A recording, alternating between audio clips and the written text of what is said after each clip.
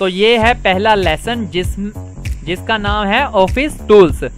तो इसमें देख लेते हैं कि इस लेसन में आपको पहले क्या क्या सीखने को मिल सकता है।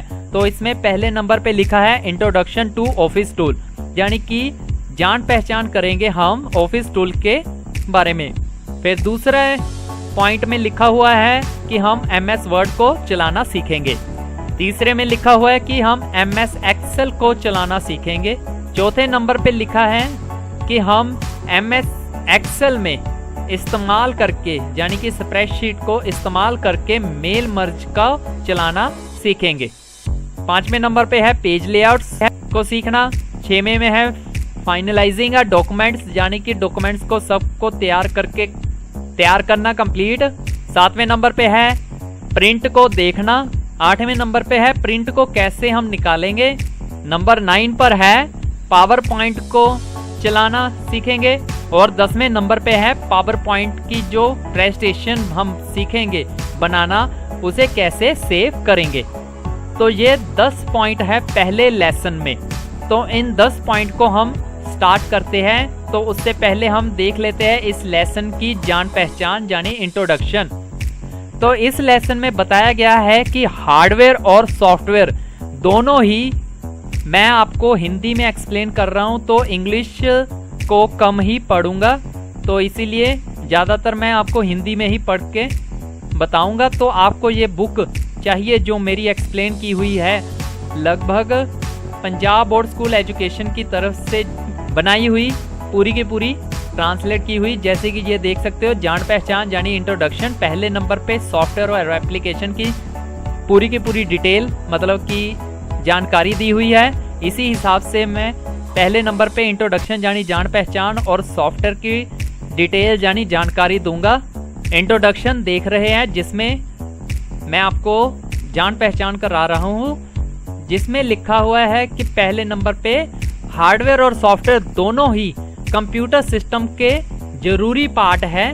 दोनों ही एक साथ काम करते हैं। किसी भी हम काम को कर रहे हैं, चाहे कोई भी हम काम कर रहे हैं, तो दोनों एक साथ ही चलते हैं। तो कंप्यूटर एक मशीन है जो कि प्रोसेस करती है डाटे के अकॉर्डिंग सारी की सारी इंट्रोडक्शन, यानी कि लिस्ट को जो हम कंप्यूटर में आदेश देते हैं, यानी कि इंस्ट्रक्शंस देते हैं। तो कंप्यूटर इन इंस्ट्रक्शंस के बिना काम नहीं कर सकता है। यानी कि हम अगर कंप्यूटर को आदेश ना दे तो कंप्यूटर अपने आप कोई काम नहीं कर सकता है। जैसे कि ये मैं कंप्यूटर में कोई फाइल बना रहा हूँ तो मैं उसे आदेश दे रहा हूँ, तो मैं अगर कुछ टाइप करूँगा तभी ये कंप्यूटर में टाइप होगा, और अगर मैं कुछ कंप्यूटर में बोलूँगा कि इसे टाइप करो तभी वो टाइप होगा।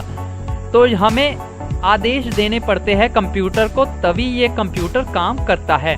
तो ये सारे के सारे जो आदेश होते हैं वो सारे के सारे आदेश कहलाए जाते हैं प्रोग्राम्स।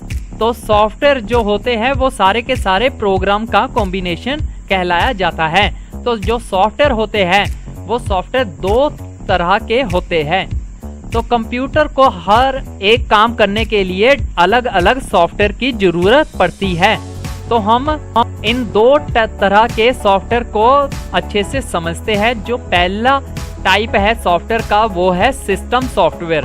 सिस्टम सॉफ्टवेयर जो होता है वो सारे के सारे प्रोग्राम को कंट्रोल करता है, पूरे कंप्यूटर के फंक्शन को कंट्रोल करता है। यानी कि एक आसान भाषा में कहे तो पूरे के पूरे कंप्यूटर को कंट्रोल करता है, जिसमें कि वो कंट्रोल करता है, मेमोरीज को मैनेज करता है, प्रिपेयर करता है, लोडिंग करता है, स्टोरिंग करता है। सॉफ्टवेयर सिस्टम सॉफ्टवेयर के ब्रिज बनाता है हार्डवेयर और एप्लीकेशन सॉफ्टवेयर के साथ। तो बिना सिस्टम सॉफ्टवेयर के एप्लीकेशन सॉफ्टवेयर काम नहीं कर सकता है, क्योंकि सिस्टम सॉफ्टवेयर हार्डवेयर के साथ मिलकर पूरे कंप्यूटर को चलाता है। तो सिस्टम सॉफ्टवेयर के जो एक्सप्लेन है, जैसे कि MS DOS को कहेंगे या फिर हम विंडो को कहेंगे, यूनिक्स, ये सारे के सारे सिस्टम सॉफ्टवेयर के एग्जाम्पल्स है। तो दूसरा है एप्लीकेशन सॉफ्टवेयर। एप्लीकेशन सॉफ्टवेयर जो होता है वो भी प्रोग्राम के समूह को कहा जाता है, यानी कि पूरे के पूरे प्रोग्राम सेट को कहा जाता है। जो कि परफॉर्म करता है हमारे अकॉर्डिंग किसी भी टास्क को। यानी कि हम अगर गेम चलाना चाहते हैं तो हम अपनी मर्जी से गेम प्ले कर सकते हैं। अगर हम कोई काम करना चाहते हैं तो वो हम अपनी मर्जी से कोई सॉफ्टवेयर को चलाकर काम कर सकते हैं। जैसे कि ये कंप्यूटर का ट्रांसलेट करके मैंने आपको दिखाया है, तो ये भी एक सॉफ्टवेयर में मैंने किया हुआ है। तो इस हिसाब से आप किसी भी एप्लीकेशन सॉफ्टवेयर में अपनी मर्जी से कोई भी काम कर सकते हो। पर जो सिस्टम सॉफ्टवेयर है वो अपनी मर्जी से चलता है कंप्यूटर के बैकग्राउंड में। कंप्यूटर के बैकग्राउंड में यानी कि अगर हमने कंप्यूटर को चालू किया है, यानी कि हम कंप्यूटर को आदेश दे रहे हैं कि ये चालू हो जाओ, जैसे कि हमने पावर बटन दबाया है, तो ये एक तरह का आदेश देना हुआ है कंप्यूटर के पावर बटन को दबाकर कि कंप्यूटर को अब चालू होना चाहिए, यानी कि चलना स्टार्ट होना चाहिए।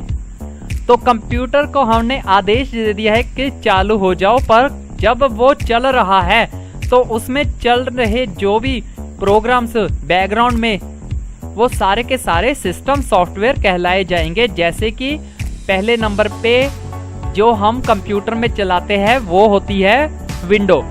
तो इस हिसाब से जो हम एप्लीकेशन सॉफ्टवेयर चलाते हैं वो हम अपनी मर्जी से चलाते हैं, वो बैकग्राउंड में नहीं चलता।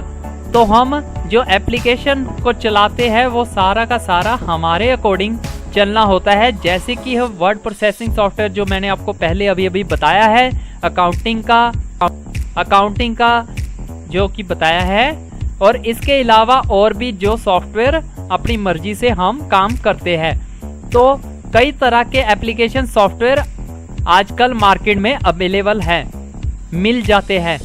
तो जो इन सॉफ्टवेयर की जो कैटेगरीज होती है, यानी कि हम इन सॉफ्टवेयर को जो नाम जिस नाम से हम इन सॉफ्टवेयर को बुलाते हैं वो है जैसे कि वर्ड प्रोसेसिंग सॉफ्टवेयर यानी कि MS वर्ड, स्प्रेडशीट यानी कि MS एक्सेल, ग्राफिक सॉफ्टवेयर जैसे कि Photoshop, Corel Draw, database software, data entry software, tally, account जैसे कम्युनिकेशन सॉफ्टवेयर जैसे कि फेसबुक के, व्हाट्सएप के, ट्विटर्स के।